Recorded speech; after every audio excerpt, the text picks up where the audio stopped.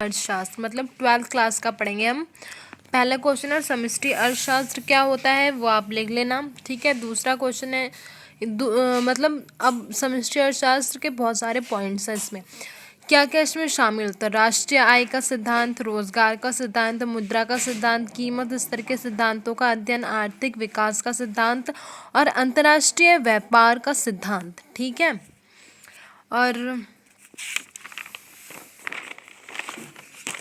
अब इसके बाद हम पढ़ेंगे जैसे कि यहाँ पर हस्तांतरण भुगतान किसे कहते हैं। यह एक तरफा भुगतान होता है, यह दान अनुदान के भांति होता है और यह एक क्षेत्र से दूसरे क्षेत्र को दिए जाते हैं तथा इसके बदले में कोई प्रतिफल प्राप्त नहीं होता। ये क्या होता है हमारा हस्तांतरण भुगतान, ठीक है।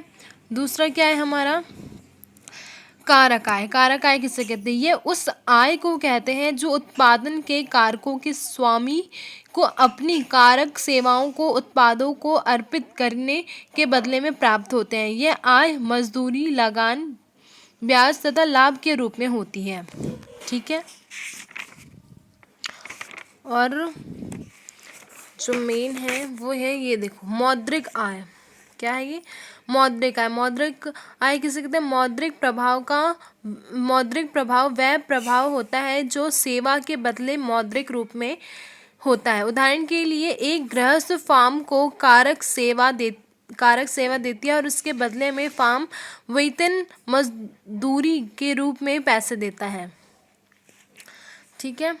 अब दूसरा क्या है वास्तविक आय। यह वह है जो सेवा के बदले सेवा होती है, ठीक है। उदाहरण के लिए एक फार्म गृहस्थ से उत्पादन कराती है और उसके बदले में रहने के लिए क्या देती है, घर और बच्चों का बीमा देती है, ओके, ठीक है। और इसका फॉर्मूला क्या है, मौद्रिक जीडीपी वास्तविक जीडीपी मल्टीप्लाई कीमत सूचांक बाय में 100। अब राष्ट्रीय आय क्या होती है, एक लेखा वर्ष में देश के सामान्य निवासियों के आय का कुल जोड़ राष्ट्रीय आय कहलाता है। और आगे मैं अभी बाद में